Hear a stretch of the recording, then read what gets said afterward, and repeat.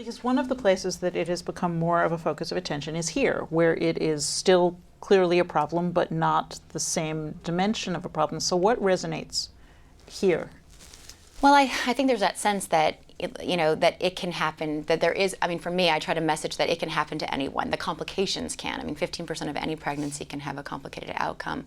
And that difference is the disparities. For me, some people, because it's a very fragmented globe in the sense that there's people working on the international piece of it, and then there's people who are working on the domestic piece of it. And our health system is broken as well.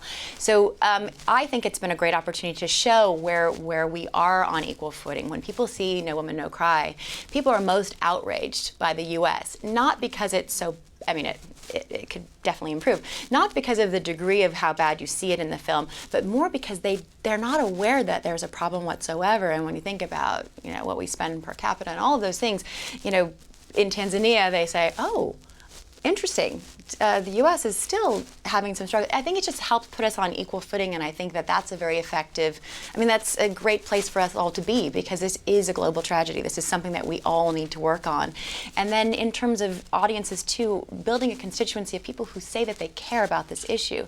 Women in health, or women's health, is a very politicized subject in this country. And so to talk about rights and to talk about access to women who still have rights and access is a really important connection to make as well. And then we do have the ability to use our voices, and so I encourage people, it doesn't cost anything, use your voice. We have the ability to do that. And then just building on the collective voice of people who care and who are informed, that is going to be a pretty powerful tool when it comes time to making our countries move forward.